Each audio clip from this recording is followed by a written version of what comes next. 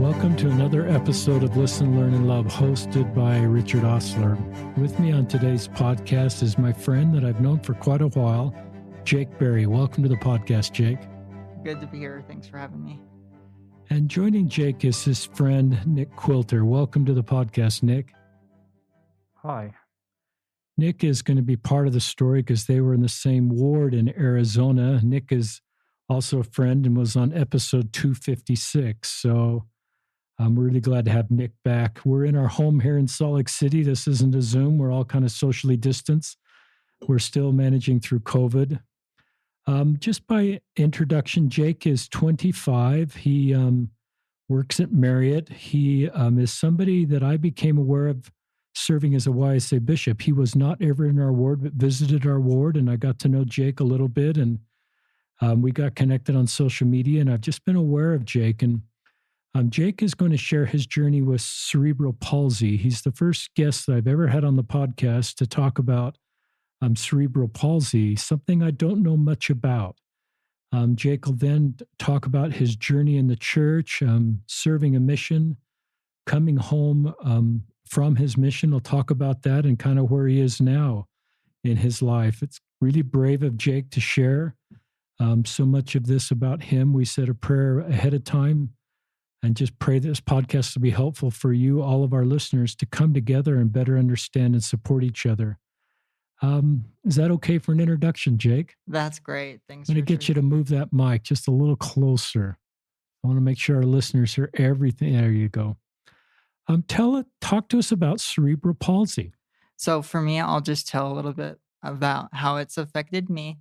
When I was still in the womb, I had a pre-birth stroke, which when I was being birthed, I came out and I wasn't breathing. But luckily, the doctors were able to get me breathing.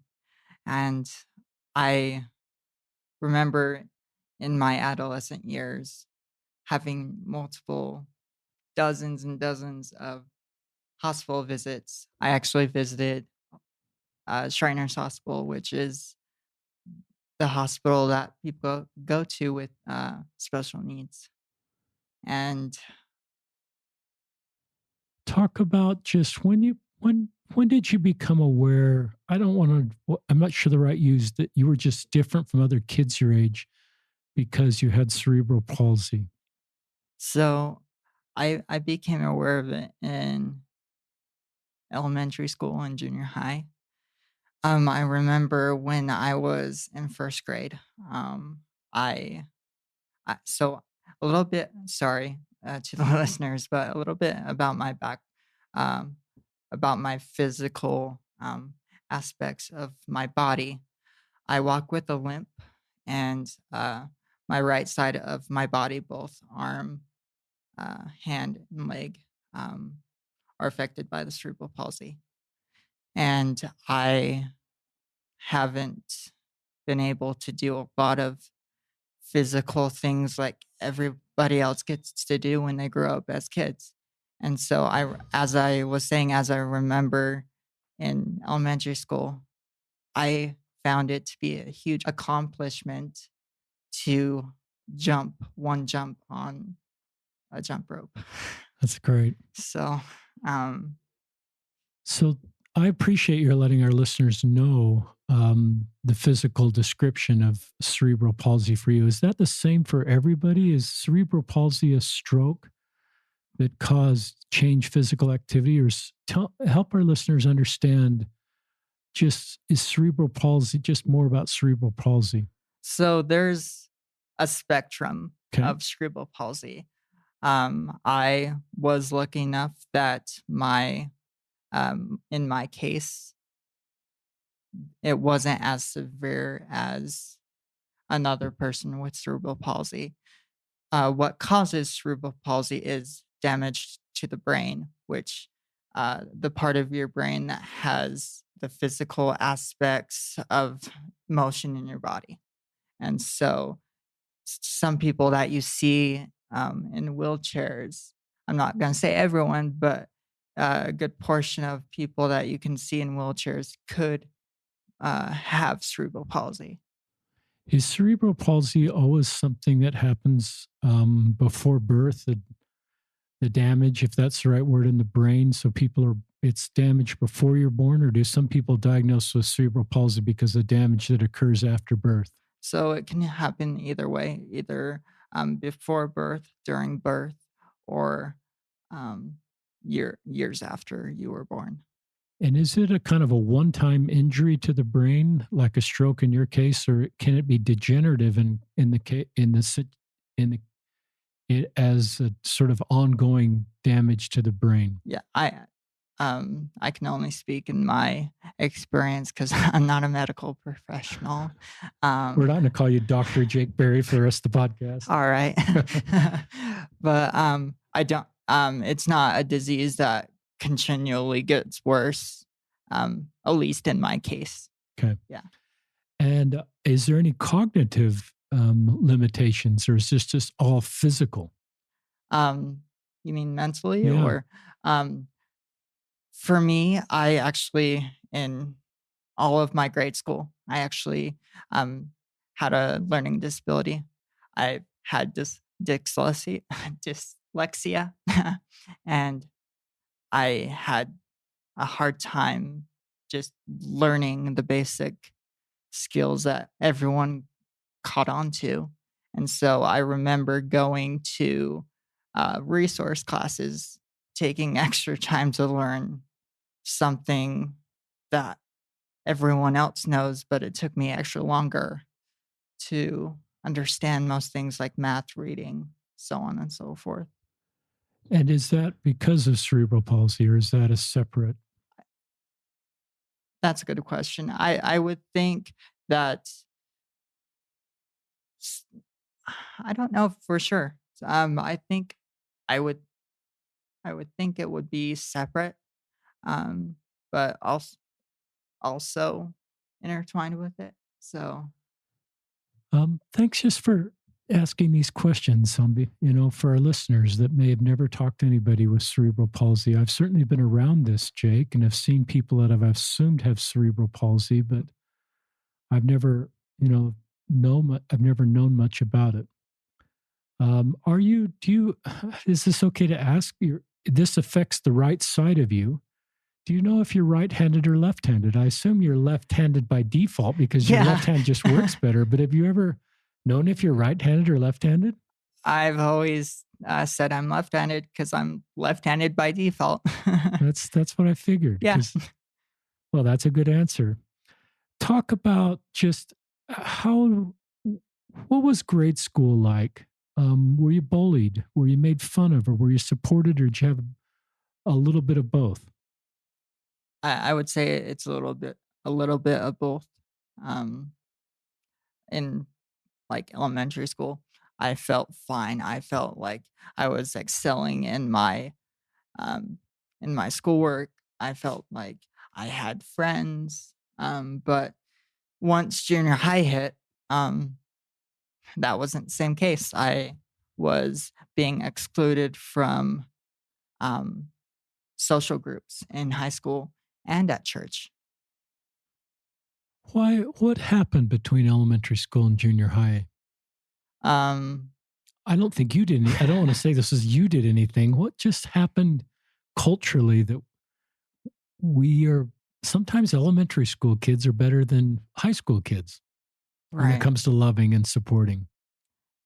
I just think it's the transition from being in elementary school and in junior high, just because there's a I think there's a hierarchy when you get to middle school and high school. You notice that there's popularity groups that you want to be able to fit in, and you want to become a student body officer, and you want to play sports and do musicals and choir. And I I tried some of those, but um I I felt like my peers were exceeding in other areas where I couldn't. So like because of people exploring the areas where I couldn't, I was being isolated from who used to be my friends. You're doing a good job of sharing your story. Talk about what made you happy in high school. Were there classes that made you happy? Were there activities, friends? Just talk about happy times during a hard time. Were there any? So there were a few. I'm not going to say there were many. Um, I really enjoyed stage crew in middle school, and because I love the theater, I love music, so I learned how to do some backstage work in middle school, and then in high school I joined uh, the concert choir, and so I started to sing in concert choir, and I enjoyed that. But like, I remember wanting to advance into the advanced choirs, like, show choir or madrigals, that's what they were called, and I remember trying out, 2 years in a row and got rejected both times.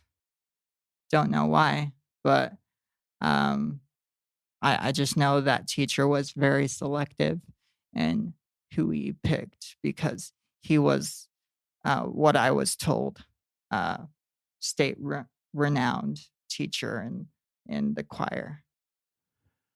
What was the hardest rejection you ever had trying out for something or wanting to be a part of something? Do you remember just one in particular that was most painful?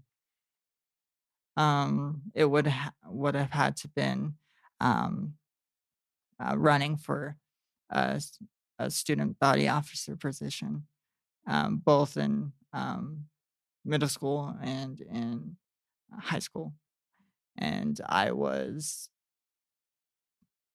crushed because like that was gonna be my golden ticket per se to be quote unquote accepted in uh, in a place where I felt like there wasn't a place for me.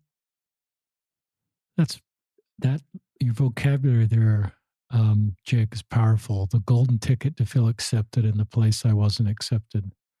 To paraphrase, you said it better than I did, but you framed that up pretty well. And I just think we all need to feel like we belong. We all need to feel like we're needed. We all need to feel like we contribute. And because you're cerebral palsy, there's probably some things that are not options to you to feel that way. And so this is one where um, you have an ability to really help your school and have an ability to lead and really use your skills in a way that helps the school and helps you. And I love the term golden ticket. I don't think that's, and I think your motives were good. Everybody needs to, and I like you using the word crushed. That's pretty honest, pretty vulnerable. Why did you try twice? It sounds like you ran more than once. Um, just because I wasn't gonna like, because I obviously consider myself as an underdog, just because I'm different than everyone else because of my disability. Um, so I wanted to be the voice for people who feel different, not necessarily that they have a disability, but I just wanted to be that voice to be heard for the different people that feel like they don't have a voice. Did you find that you were helping others that had a harder road? And I think this is in West Valley. Did you find that you were with other students because you kind of got how hard it was? No, sorry, I don't quite under. And just this idea that sometimes, because you're having a harder road, that you would see other students that potentially are marginalized and sort of recognize that their road is harder and kind of help them along. Did you find you doing some of that? um, Not too much, just because I I struggled in my It's honest. youth, and I didn't see myself able to Help like able to help. It's not like I didn't want to help, but I just didn't see myself in a place where I could help just because I uh and that's maybe where the student body office would have helped because it would have given you a platform to help others. The definitely. way student body offices are put to work on behalf. Talk about your prayers to God. I assume you're talking to God about why you have cerebral palsy. Maybe not. I shouldn't make that assumption. Just That assumption is correct. talk, because Like share with our listeners, some of that dialogue between you and Heavenly Father in your junior high and high school, because your life would be so much easier. And you've got right. family members that don't have cerebral palsy and they have doors open to them and having experiences that you're not having or able to have. So talk to our listeners about talking to God about having cerebral palsy. Well, I I wouldn't say I counseled with God a lot about having cerebral palsy. It's more like I asked the question about why do I have cerebral palsy? Um, and why can't you take this away from me? Why can't you quote unquote heal me? Because I remember reading in the scriptures about the man struck with palsy, and I'm like, and Wow. he got healed Wow. from Christ himself. Why couldn't, why can't he heal me right now in these hard times in my life? Why couldn't he relieve me of this disability? And believe me, to the listeners, I'm not saying poor me, but I'm just, I only have, we all have only one life perspective, and my life perspective is with a disability. And I know I don't have the worst case scenario in my life, but it's definitely different than my neighbor. Um, I've never thought of that story in the Bible from the context of somebody with cerebral palsy. Did you conclude? How did you reckon? Have you ever reconciled that, or would you conclude that incorrect things? I want to put thoughts in your brain like, well, if I just prayed more like that man or was more faithful like that man, that I would be cured. It's because I don't measure up like he measured up, and I'm not worthy of being cured. Or did you ever go down that sort of negative road? No, Good. because I, Don't let me take you down there. yeah. So, Scratch that from your brain. so I never, thought, or I never thought that, God can heal me on, on this journey, on my earthly experience, just because I know from when I was growing up in the church, I was always um, was always told that we're gonna be healed after this life. And what the funny thing is, when I was growing up in the church, I was always um, talked to about how special I was, and how blessed people were to have me around them, and that that I really never understood that. And some comments that were made when I was small. As people talk to you, Jake, about you being special, did that resonate with you or did that not? Did that help you? Or was that sometimes not very helpful? So it's a mix of both. So I really didn't like when people pointed out that I was different and that I was special and was here for a reason. I didn't like that at all. I, um, because I was still trying to figure out my my purpose on having my disability, and for other people to put in their opinions on why I do have it. And I just think it was um, very wrong of people to give me their opinions. I'm glad you said that. I've moved a little bit from saying those things that I used to say because I think sometimes it's more about me just wanting to keep myself emotionally safe. I call it a platitude where if I can just say something soothing to you that I think is soothing, it sort of lets me move on from the complexity of your situation. If I can just say your special spirit or this will all work out in the next life, it sort of keeps me from sitting with you in the pain of your situation. And for you, it doesn't really help heal you or help you just to say that, to point to the next life or to point to the prior life, I guess, by saying your special spirit. So I don't know if that resonates with you. That's what people have kind of taught me. Sometimes those things aren't very helpful. And it's funny that you mentioned the prior life, the primordial existence, just because I was, again, with people's opinions, like I, I feel like it was trying to, people were trying to um, give me the assumption that I had chosen this path on this journey on earth. And I feel like in some aspects, like I can see um why that why people would think that. But in another aspect, I don't have the knowledge that I did in the premortal life. So why should I even think about what happened in premortal life? That's fascinating.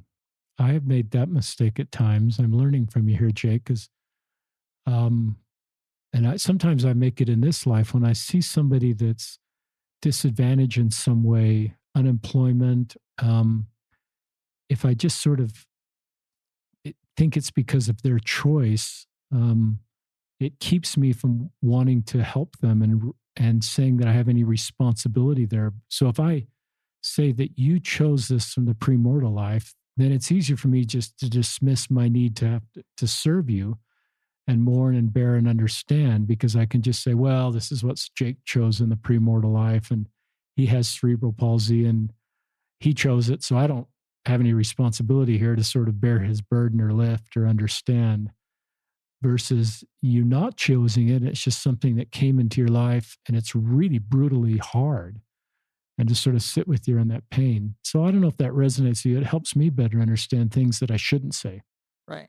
And and for people to say that we chose our challenges, I feel like it's very arrogant. Like I do believe in predestiny, but like for at least for my case, this was this was a this was a accident that happened when when I was being born. This was not a this was not a pre-planned thing. It was a natural, that's what happened to my body. That's what happened to me. Like, and I'm not saying that I I don't have I was given this as a, like, I'm not saying that I have cerebral palsy for, like, just because of some birth defects, but like it's my choice to figure out what the purpose is for, and not for someone else to tell me what that purpose is. It's a great statement, Jake. Hope you realize how powerful that is. That's a great statement. I remember when somebody talking about a young mother that died, and sometimes you'd hear tragic stories of a mother dying with young kids at home, and people would say, well, God needed her on the other side. And I kind of went along with that until somebody said, no, God needs her with her young kids. There's no place that she should be but with her young kids, raising those kids. But in this mortal, imperfect world, really awful, mortal things happen that God, I guess, allows to happen because it's a mortal world. And maybe that's what you're trying to share with our listeners, that you did really well, is just saying this, your feeling about your situation, this wasn't God's plan. It's part of maybe his macro plan that he allows mortality to exist and the imperfections and the things that just come with mortality. But this wasn't something that he preordained for you to have a stroke to permanently change your mortal life. Are you okay with that? Did I say that okay? Yeah, that's perfectly And if you fine. go down that road, then I think it shifts the response a little bit back to all of us to bear and mourn and comfort everybody, because we recognize we're in this mortal world that we all need to help each other, because it's a pretty painful world. And there's so much brokenness and woundedness, some that's more obvious than others. But the older I get, the more I realize we all have that as part of mortality. It's an incredibly wounding experience to be here in mortality. Did you get suicidal in high school, junior high? And are you willing to share some of that? Obviously, you're here with us. Yeah, I definitely got suicidal in junior high and high school. Well, more high school than junior high. I actually became less active when hitting high school, and that's just because I was being not necessarily bullied, but I was being intentionally separated from my peers, and not by my own choosing, but by my peers choosing that I did not belong in their social group. And when I started feeling that I wasn't wanted, I I'm like, I'm done with mutual, just because every time I went to mutual, there was always a spiritual thought. And then this is back when Boy Scouts was mixed in with mutual. And after either mutual or Boy Scouts, there was always a sports activity. And I dreaded going to mutual just because of that sports activity. And I knew that I wasn't able to participate. Or if I was, it would have had to been very, very different for everyone else, just because they would have to accommodate what I can and cannot do. And that wouldn't be fair to everyone else to have to accommodate for just one person. So That's good. I think unintentionally we do other people at times in our church, where because you don't do sports, you're othered, and you're made to feel like you don't fit in, you don't belong. And I sometimes mean people do that intentionally, but sometimes we just do that unintentionally.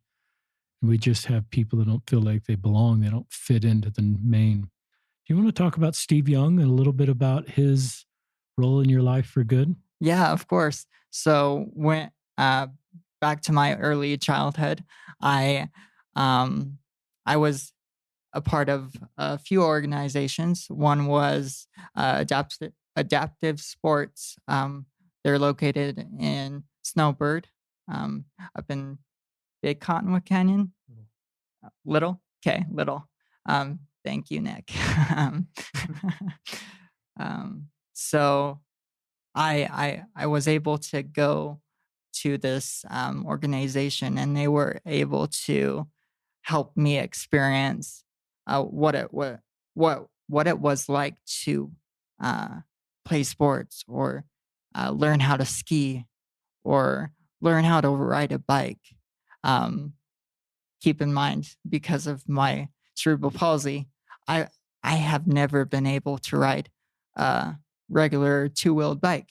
I actually grew up riding a trike, so two wheels in the back, one wheel in the front, and that that was that was a huge thing for me while I was a kid. It, being able to ride bikes around the neighborhood, and I felt really lucky for um, like Shriners Hospital for them giving me that opportunity through their organization to give me that bike.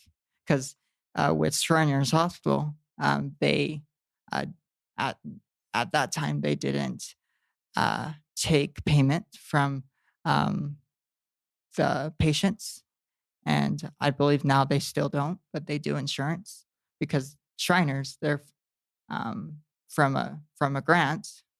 But back to adaptive adaptive sports, they're kind of joined in with Steve Young, and they put on this really cool event called it's Steve Young Ski Scholastics.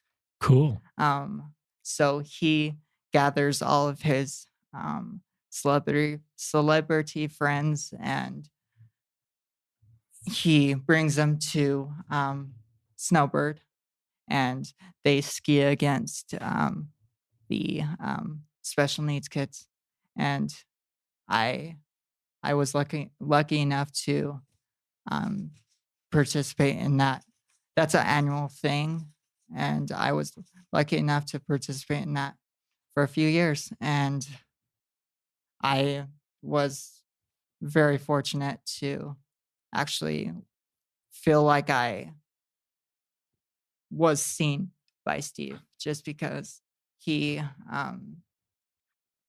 invited invited me to uh, the dinner afterwards, and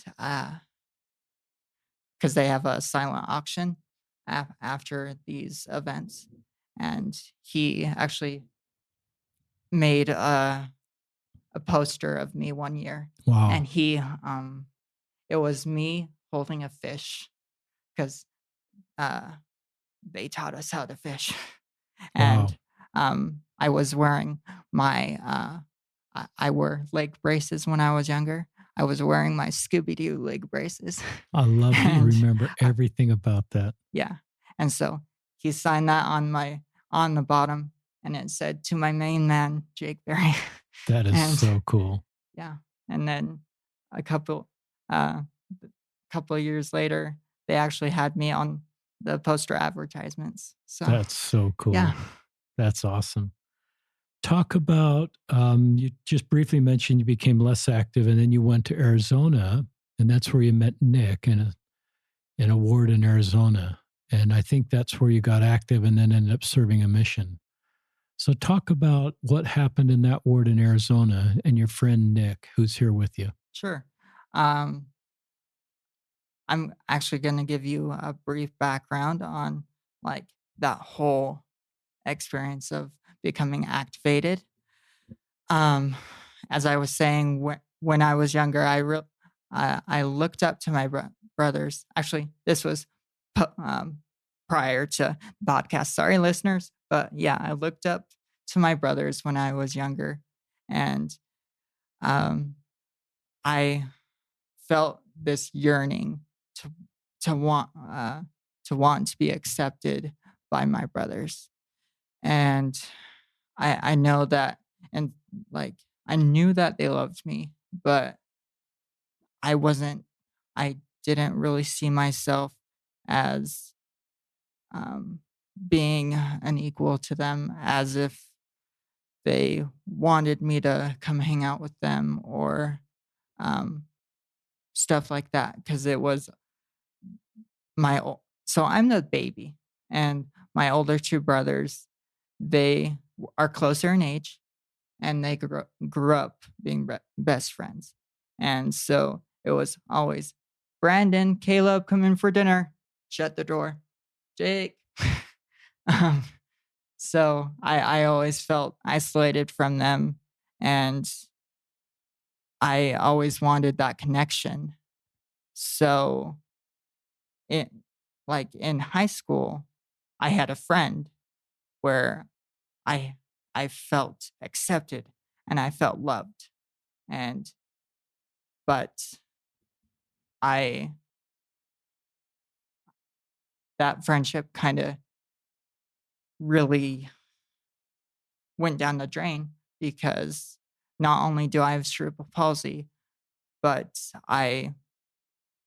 I'm not going to say struggle, and I'm not going to say um I really don't like the phrase same sex attraction just because it sounds like it's a medical term. And so I don't like that. I um like as I was saying with that friend I developed feelings for, and I I was dropped, and that broke me. And then as the years passed, in those years of inactivity, I found myself exploring my sexuality. And um, as the years went on doing that, um, I felt this emptiness and yearning for something more. And I I was given two choices because I grew up in West Valley. My parents moved out uh, to Vernal, and I didn't. Vernal is a small town, southeast near Colorado, and I didn't want to go to Vernal, and so I had a choice of uh, going to Vernal or moving to Arizona and living with my aunt. And so I chose to go to Arizona and live with my aunt because I'm like, city or small town. And I consider myself a city boy. And so um, I'm like, I'm more likely to survive in Arizona, even though I don't know anyone there but my aunt. So I gave it a shot. I I moved there. My aunt, who I love dearly, um, she took me in, and she has always been there for me. And I consider her my best friend just because she's one of the only people that have shown me unconditional love. And so to live in with lit after I moved to Arizona to live with her, she owns her own business, and she gave me a job. Um, so that she got me started on a couple weeks into living there. Have I felt um, that same emptiness and yearning, and so that having that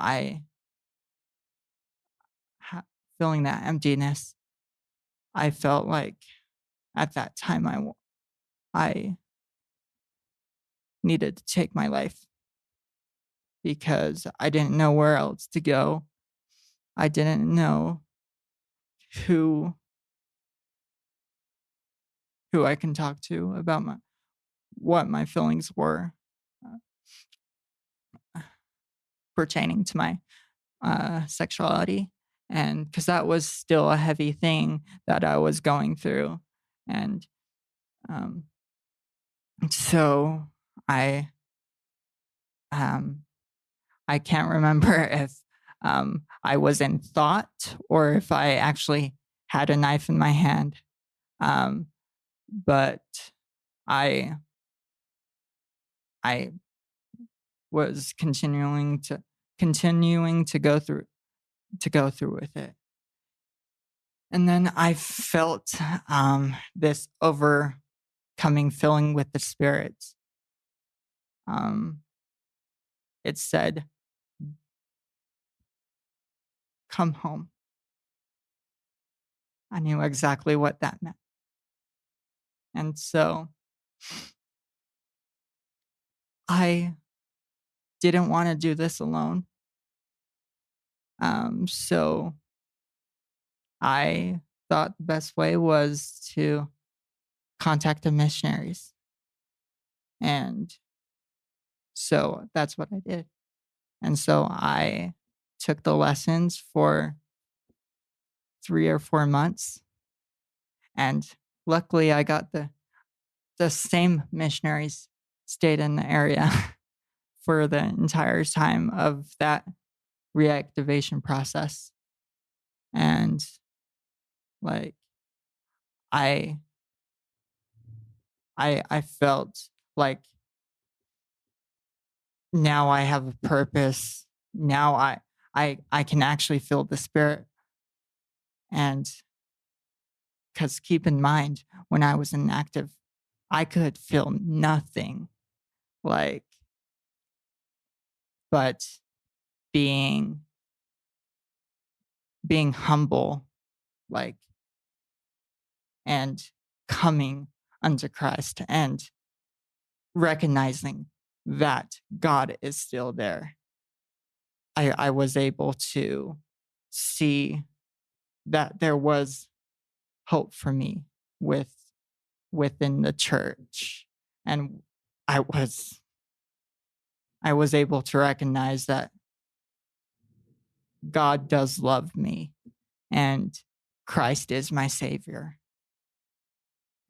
And so while I was in that process, I had this overwhelming thoughts in my head saying, you need to disclose these things to your bishop of what you were doing while you were inactive. And so I went into the bishop's office and I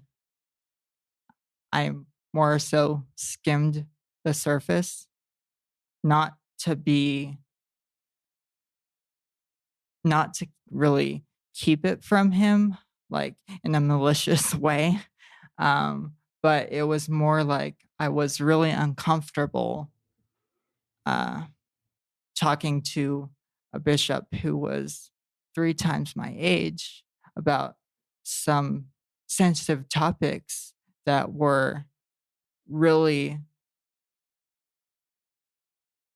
a part of who I am and who I at that time I just didn't.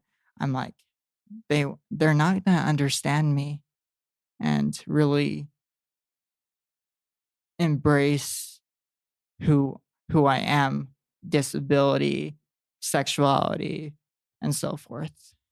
So I had this feeling, I don't know if it was the Spirit telling me or something else. I I felt like I felt like I needed to go deeper, but something was telling me to stop. And so I stopped. And I wanted I I I wanted to continue on this path of coming closer to my heavenly Father and my Savior. And so like the things that I did tell the bishop, there was some informal disciplinary action where I didn't take the sacrament and I didn't talk in church. And so we made a plan of like, let's get you the Melchizedek priesthood. And so we did that. And then that plan went through. I received the Melchizedek priesthood. And it was actually one of the missionaries who gave me the Melchizedek priesthood. And because, like, that yearning of wanting to be close to my siblings, those missionaries at that time filled that void of these. I don't know why my brain went like, these two can replace your siblings for the time being. And so I just let that thought just grow.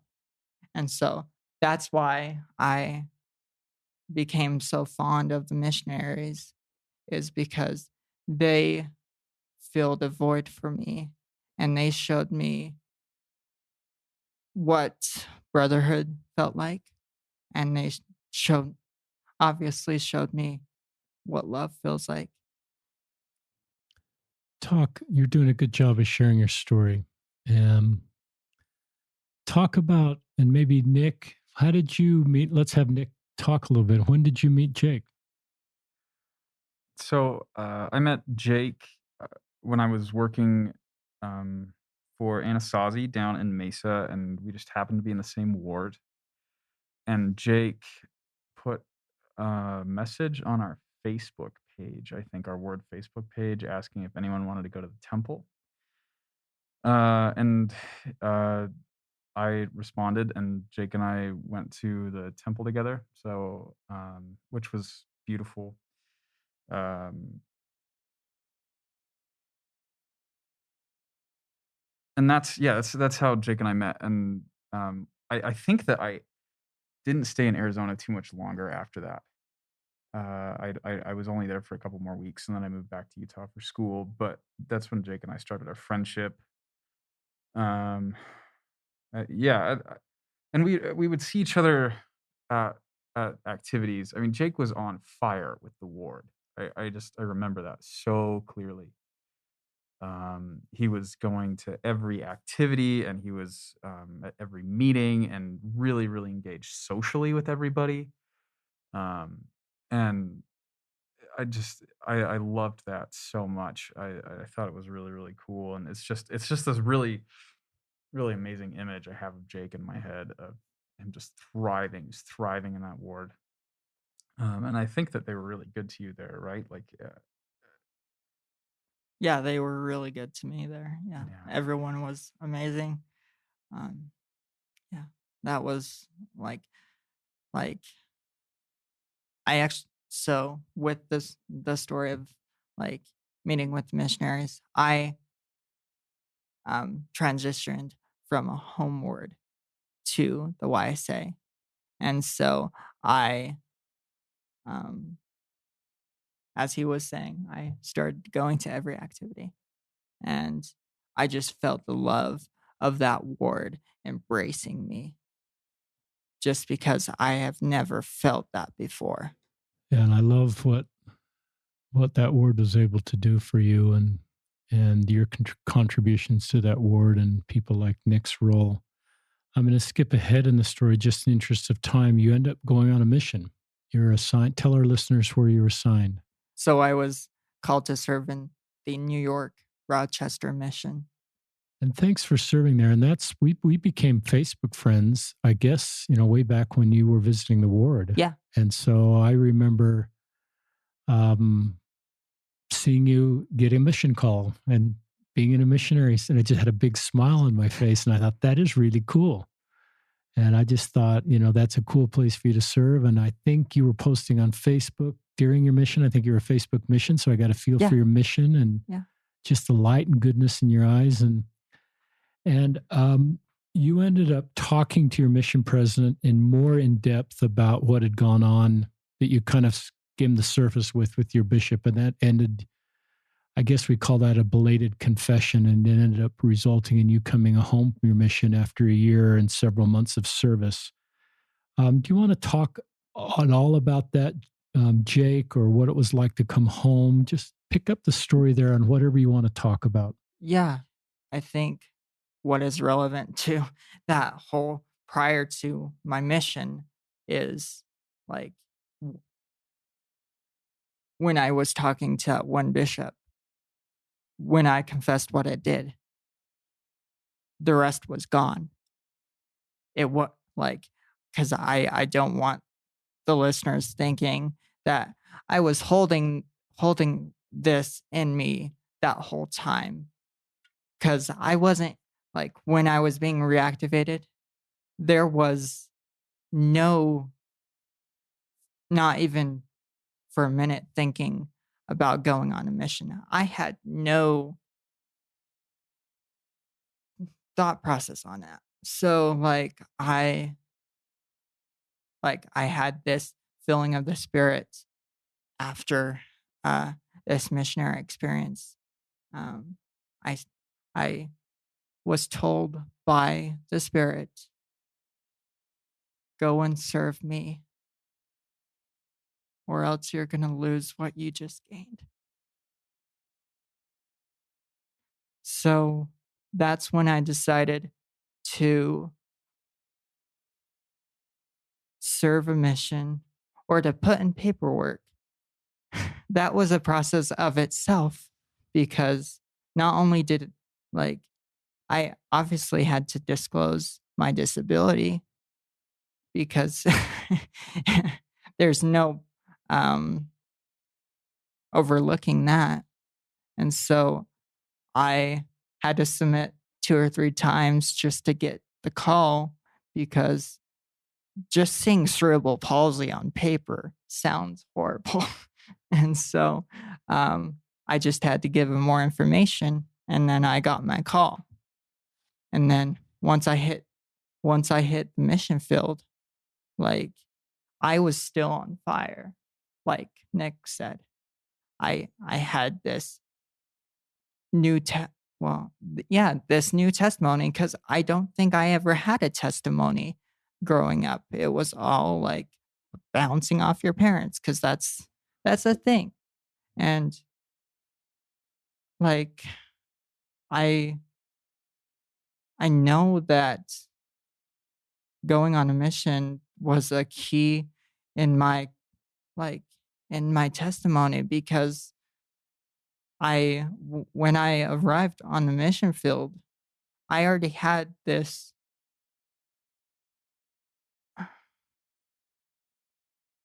knowledge of the gospel and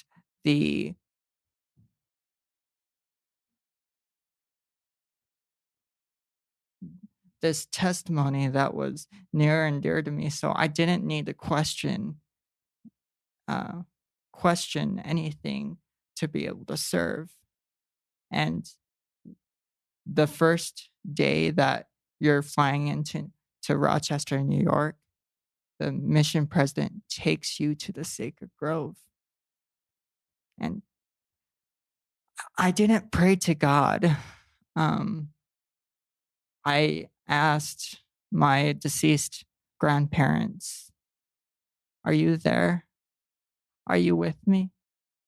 Will you be with me? And they were there. And they were with me that whole time. As I was moving forward in my mission, I'm not going to say I didn't struggle, because I did. I had not only was I struggling physically, but I was also struggling mentally, because I had anxiety and depression. And so I was very vocal in what I can and cannot do. And my companions were very, very loving and understanding on my limits. And I respect them for that. But I felt like I wanted to keep up with them. And that just wasn't something I was able to do.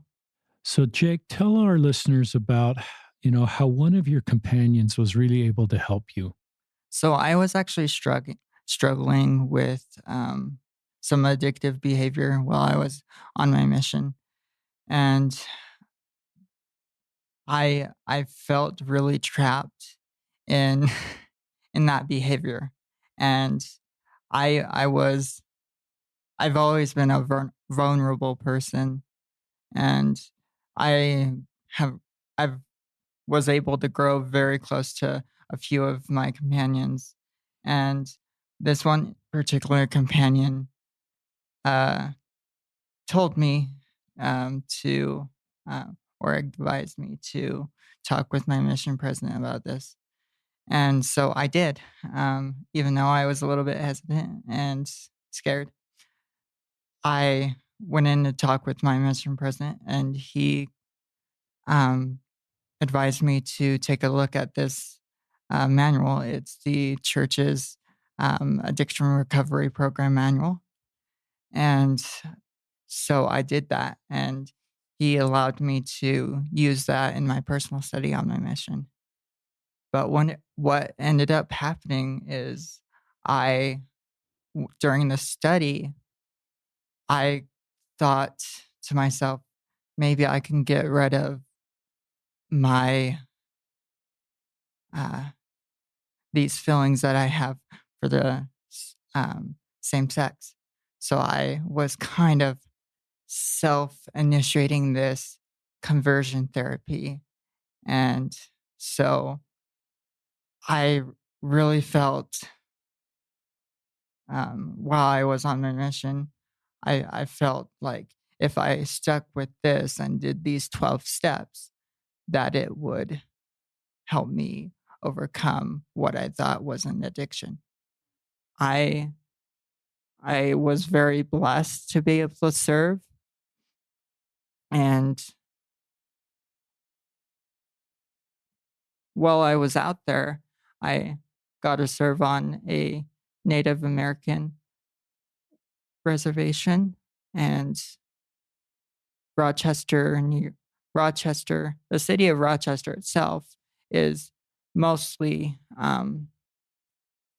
Black um, and Baptist. So I was able to grow this love for the people, and I don't see color. I see a person, and I I was very fortunate to like serve in in that mission just because it taught me a lot, and it brought me closer to God and my Savior. But in my last area, I had the hardest time figuring out, why am I here? And like I I f- I found out why I was here. I actually There was a family um that was in the ward, and they have one of their um they so this family in the ward had one of their daughters transition to a male, and so um uh, he goes by he, and um I saw that the love that family has for their son. I'm like, wow. I know that didn't come within a blink of an eye. I know that there had to have been a journey that to get there, but to see that family loves their son so much, to look look at them with such love and kindness and understanding. I'm like, wow, this is why this was my last area. And I listened to a BYU speech. This was prior to my belated confession. And this BYU speech, it was Russell M. Nelson.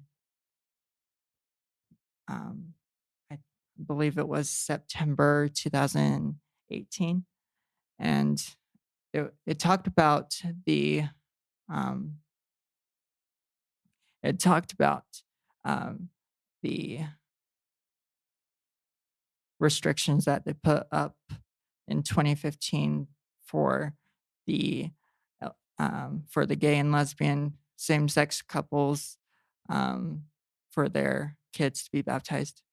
And later in that talk, he mentions that heterosexual or homosexual immorality is the same and should be treated the same. And so when I heard that, it was a light switch. And this was the Spirit saying, it's time. So I called up my mission president and said, hey, I need to meet with you. At the time, we had a visiting authority, and it was Elder Christofferson. And so he was preoccupied with that visit for about 2 weeks. And I wasn't able to meet with him in person. There was no way I was doing this over the phone. And so after 2 weeks of mental hell, I was able to meet with him and just let it all out. And in the moment, it was so freeing and liberating for me. I felt like it was the right thing to do, and it just made me feel clean. Not that I didn't feel clean in Arizona. I did feel clean in Arizona, but there was a weight lifted off of me that I didn't even recognize that it was there. And so after, like, I confessed, like, I knew, I had a hunch that I was being sent home. And I had to wait a couple days just because this needed to be communicated to the mission department. And I got a phone call 2 days later, and the mission president said I was being sent home. And I was still at peace with it. I was fine. The phone the phone call home was terrifying, but I called my dad, and he was calm, he was loving, and I remember, like, he said it's gonna be okay, and I believed him.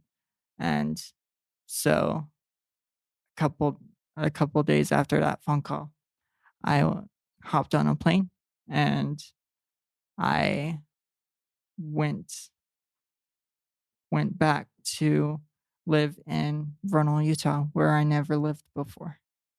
And I still had my heart was broken, but I still had the faith in Christ and a knowledge of God. And I I continued going to church.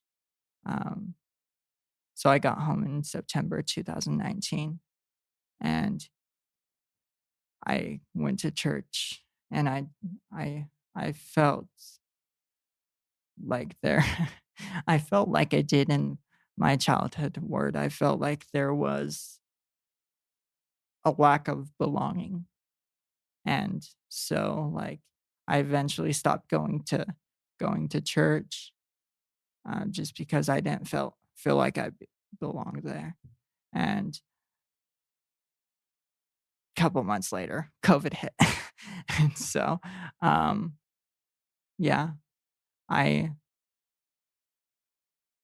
but prior to COVID, I actually saw you at a conference, actually a week before COVID, right? Yeah, that's right. So, um, yeah, so that was that was my first ally conference with church and LGBTQ community. And so I had one of the speakers there, it was the Macintosh family. I had actually saw their video on the Mormon and Gay website while I was on my mission. And I I I felt this connection, and I'm like, I feel that way. I see. I know how. Uh, I know how Sean feels, and um, I I'm like, I made it. I'm like, I need to connect with these people somehow, and so I'm like, I went to the um, North Star conference, um, and um, it was the evening before like the conferences. It was like a dinner social thing, and Becky McIntosh, the mom, was setting up, and I was really early to this event, and she's like, "Hey, are you are you new here?" And I'm like, "Yeah." Then she like took me metaphorically took me under her wing and introduced me to a few people, and then they were really good support to me throughout the conference. And like I I was very fortunate to have a good experience there, and I have I have made so many connections through that organization, and I still talk to some to this day. And I I feel very lucky to I, I do think there is a part of me that feels like there's a blessing to be found in both my disability and both my sexual orientation, because I really don't identify as being gay or being bisexual.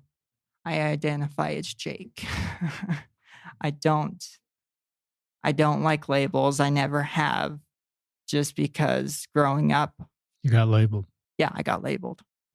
So, um yeah, I just feel like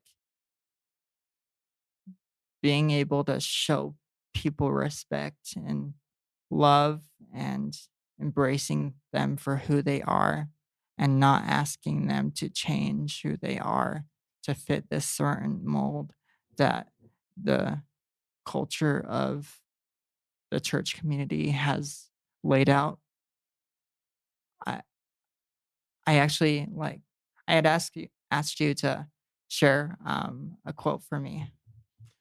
Yeah, this quote I'll read to our listeners. We need to listen to and understand what our LGBT brothers and sisters are feeling and experiencing. Certainly, we must do better than we have in the past so that all members feel they have a spiritual home where their brothers and sisters love them and where they have a place to worship and serve the Lord. And that's from President M. Russell Ballard. I just love that quote. Nowhere in that quote does it say that anyone has to change who they are. Do I have a choice to change who I am, disability wise or sexuality wise? I don't think so, at least not in this life. And I've had this thought within the past couple of months, because growing up we understand that we'll become perfect beings in the next life. And I I've thought to myself, and I don't want to be perfect. Do I even want to give up my disability or my sexuality? Right now, I'm unsure, but because right now I feel that's a part of who I am. And if that's taken away, who who am I without having cerebral palsy or having um, this feeling of yearning for connection with men? Like, um, I feel like I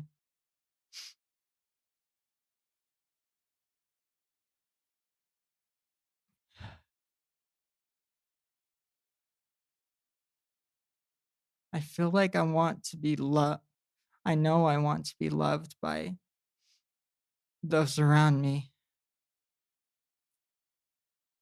but I s- I was actually pretty hesitant about doing this podcast because Nick had asked me to do this about 5, 6 months ago.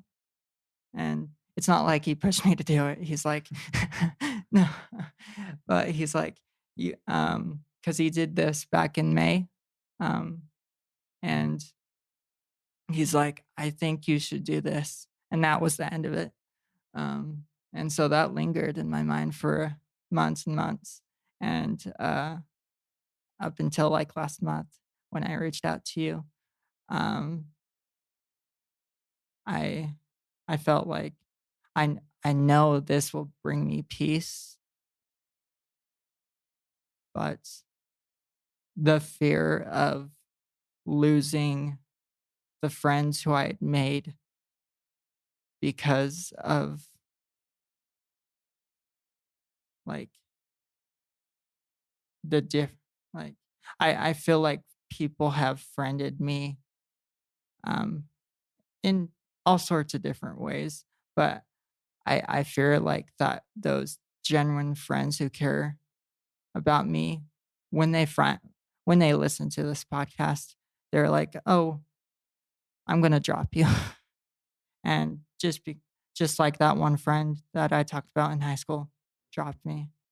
It's not like I'm still connected with everyone that I've come across with, but like those who I had the like connection and spiritual experiences with, I can share one with you. I was in the MTC at the time. I had the hardest time in the MTC, but I had this friend who, um, s- what who was willing to talk with me outside on a bench, and I actually like I don't remember what was said, honestly, but I remember how I felt. Um, there's a there's a picture called Lost and Found. It's by Greg Olson. It's of this young man who's sitting on the bench in dark clothing representing the heaviness of his struggles and the heavy clouds above him. And then Christ sitting next to him and listening and loving him.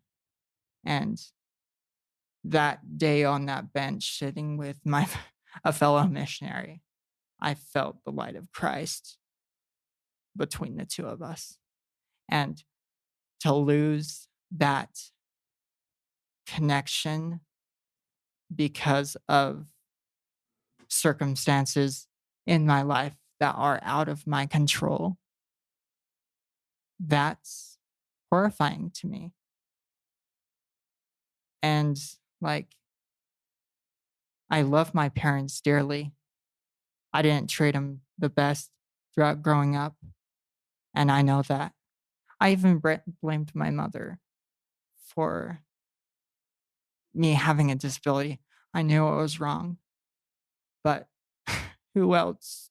Like, do I blame God? Do I blame myself? But it was merely an accident, and it was nobody's fault. Um, but I hope that by talking with you, by sharing my story, will open up people's hearts, because I deserve love and acceptance. I am truly fortunate to have had a family that has shown me love and support. Not saying they were perfect, but when it comes to the disability, they were marvelous. And they were the best family. Even another thing with the gospel, we're told that we chose our family. If I did choose my family, I'm glad I chose this one. And I know with my family that it's been a struggle, especially within my parents, to understand my sexuality. I'm still trying to understand it. So I can't give you a perfect understanding of who I am right now or who I'll become later, because I just want to find a companion to love me and to be able to love them. And honestly, I'm open to whoever that is.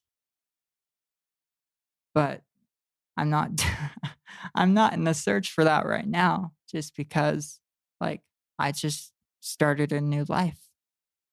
I moved from Vernal to Tooele, and I started a new job. Once I get a hang of that there, of course, I'll be on the lookout to find that companion. Jake, I've never felt an impression not to talk more than I just felt it the last 20 minutes or so. What you said was some of the best stuff I've ever heard.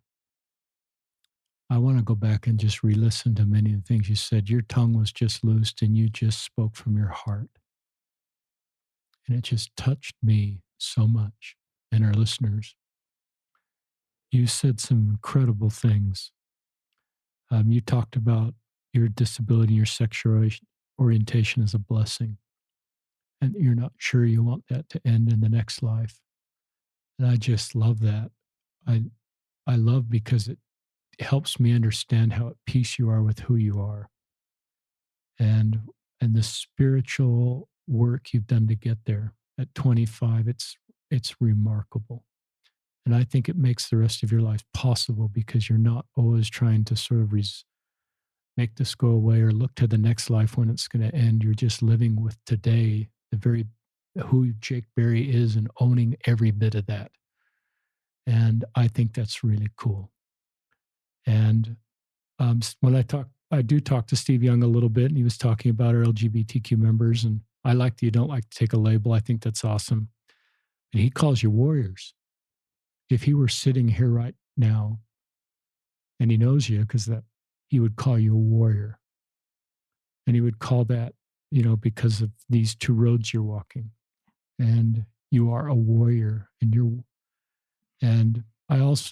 should believe that about you. I know Nick does about you. And I realize you've been dropped a lot. And that part of your heart that yearns for consistent love and connection that all humanity needs, that part of your heart is wounded. There's been spears through that part of your heart. And so normally you just never want to open that door again. You never want to share your story like you're doing on this podcast. You never want to get close to anybody because you're worried you're going to get dropped. Mm-hmm. And I just admire your courage to continue to open that part of your heart. Because I do think, and this is for listeners too, that if we're able to open that part of our heart that's really wounded for being dropped, not fairly, I think we can heal if we're continuing able to open up to the possibility that we'll find permanent belonging and people will, and that heart can partly heal and maybe fully heal from the pain of being dropped. I like that term. I think you've got a great life mission. I love that you're not sure about we sometimes do these podcasts and they're sort of the end of the story, but most of them, they're not. Yeah.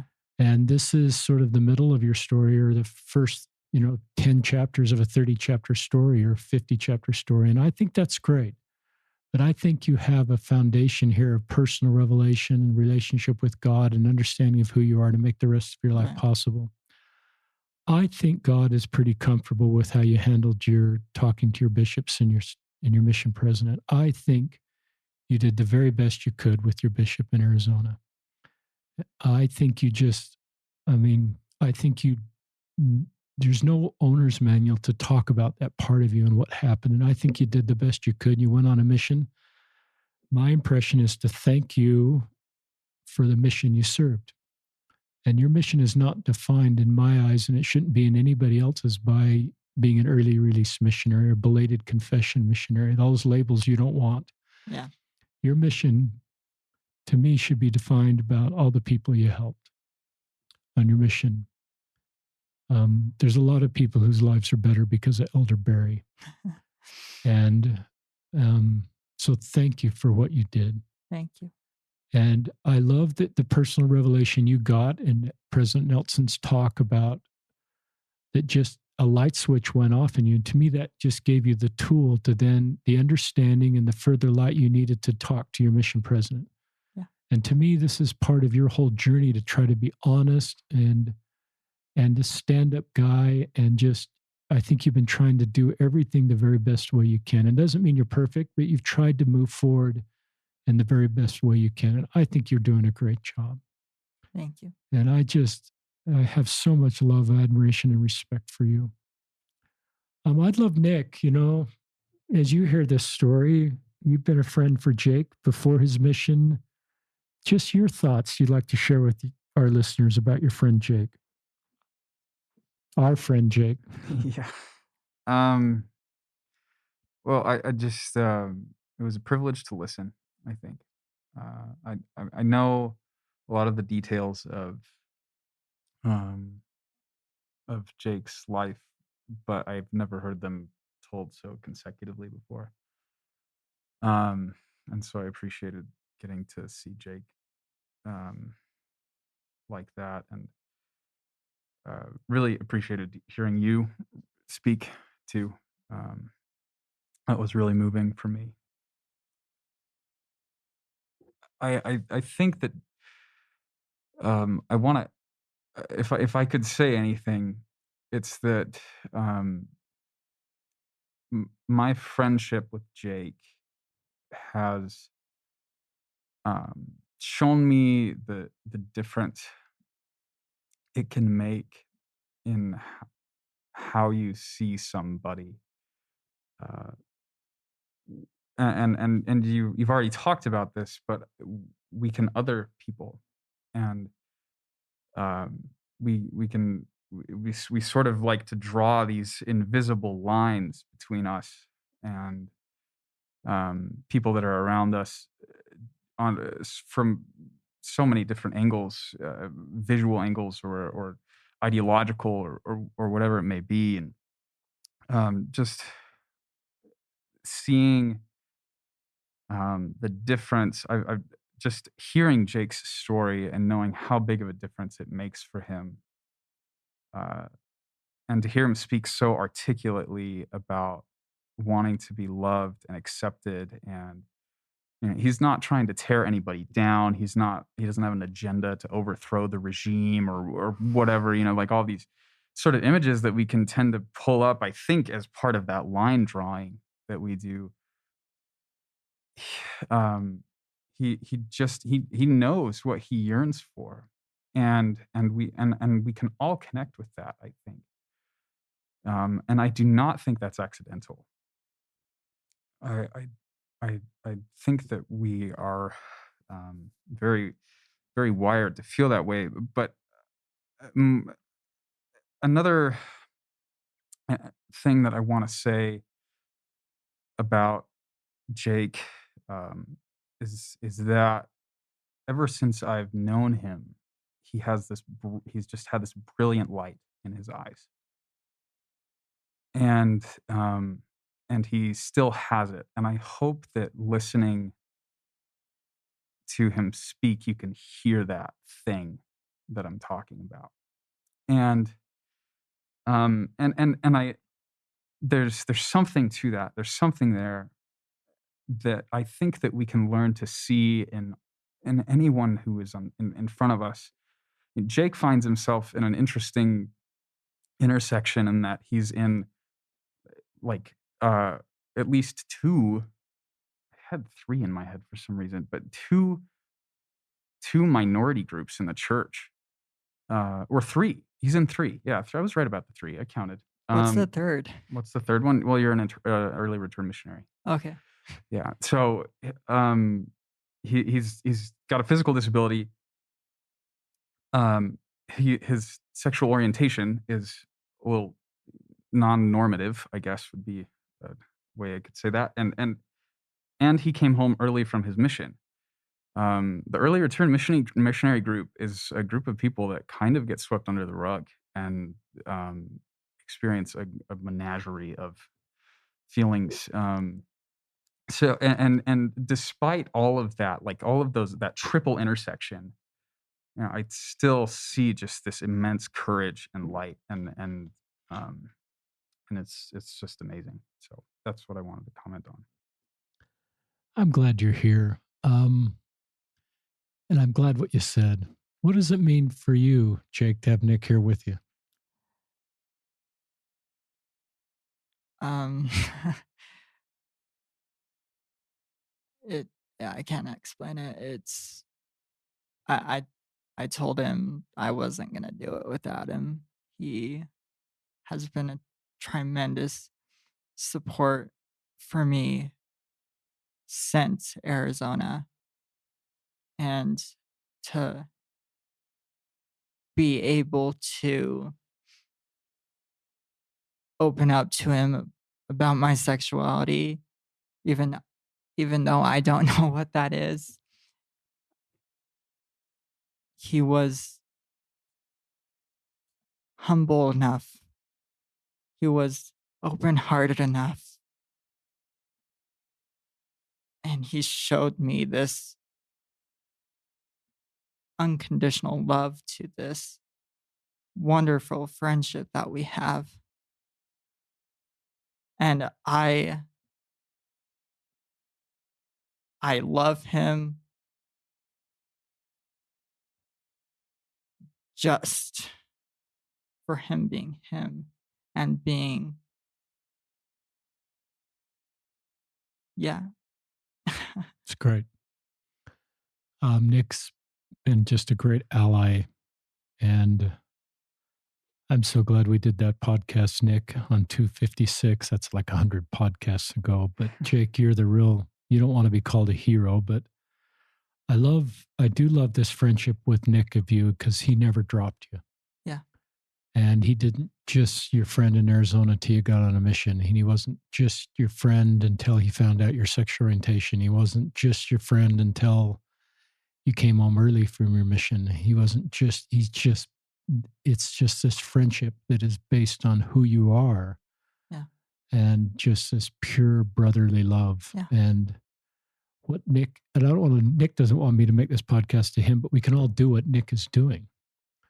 That's really part of our baptism covenants. And I think this podcast and hearing stories like you, Jake, help us know how to better support and better do what Nick's doing for people in our lives and how much it means for you. And there's somebody in your life like that.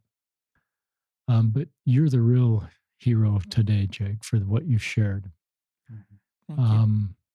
And just, we could go on. We're at the hour 30 mark. So I just leave any final things you'd like to share, though, Jake.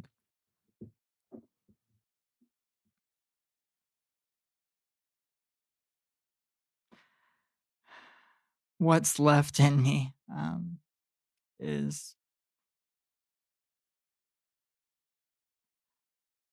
I just want to speak to the individuals who have a disability.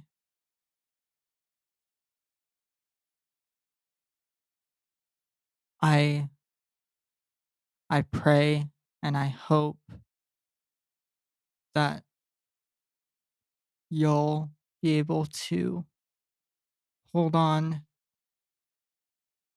or grow a faith in our Savior and know that God is there,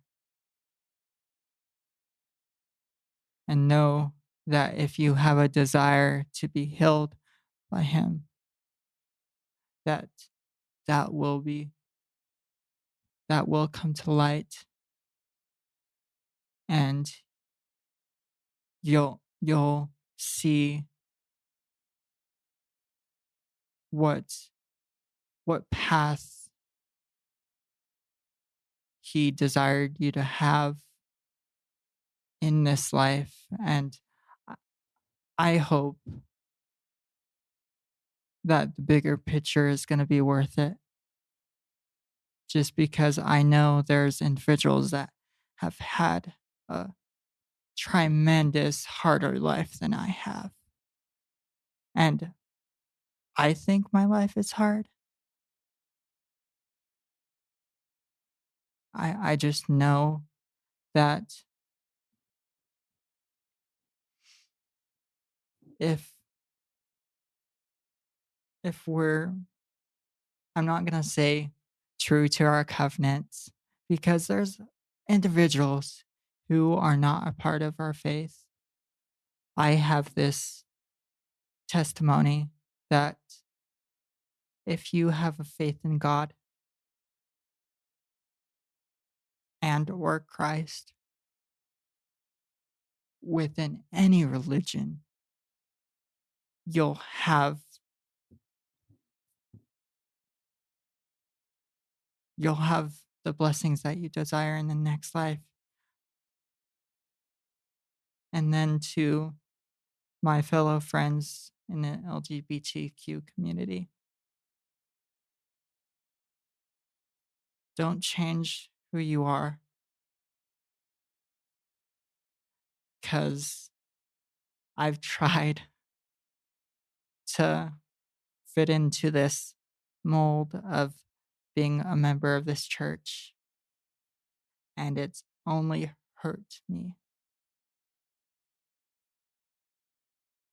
I know that there's going to become more light, more revelation, if it's personal, church-wide, so on and so forth, that there'll become a time where we'll be able to just be another member and not looked at by our sexuality, because I truly believe that we are not defined, at least if you choose to not be defined by your sexual orientation. That's up to you. I truly believe that we should not be defined of who we are because of that. And I love that, Richard, you have created this platform of love and acceptance, and of, like, it must have taken a whole lot on your part to be able to get here.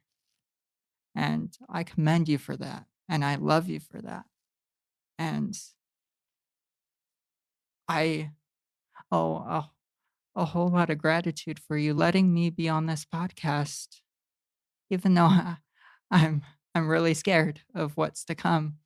But that's my choice, and I'm very fortunate to have you as a friend and as an ally. And I hope that there'll be more like you vocal. And I actually want to extend a challenge to our listeners. Is that all right? Um, there's hundreds of your episodes out there of all your different friends. And there has to be connection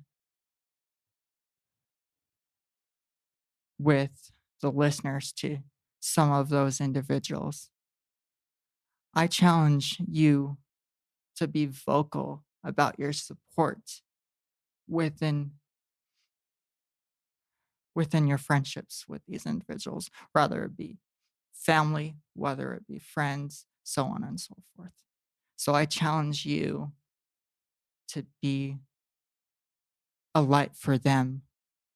And I would even say post it on Facebook, because you post every single episode on Facebook or Instagram.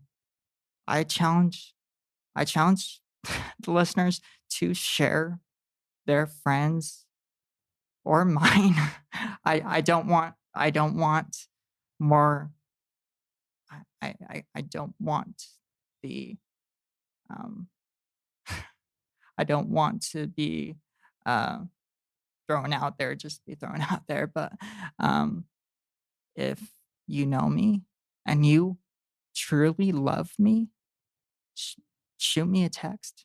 Say that, Jake, I accept you. Give me a call. Say, Jake, I accept you. Do that to your friend. Shoot them a text. Say, I accept you. Share their story on social media and say, I love my friend. So that's the challenge that I extend to the listeners. And how perfect would that be on the occasion of Flight the World? Love that. You know? So, Well, Jake Berry, great job on this podcast. Nick Quilter, thanks for being here. Nick is the one that set this up. He messaged me a while ago too about having you on, and I'm glad that Nick followed his impression, because this has been a great podcast. And my prediction, Jake, is you will find more true friends like Nick in your life because of this podcast. And this will be a turning point in some ways, just feeling increased at peace with who you are, and more support for who you are, and a voice to help others. You spoke so kind to other people walking similar roads. So with that, we'll sign off on another episode of Listen, Learn, and Love.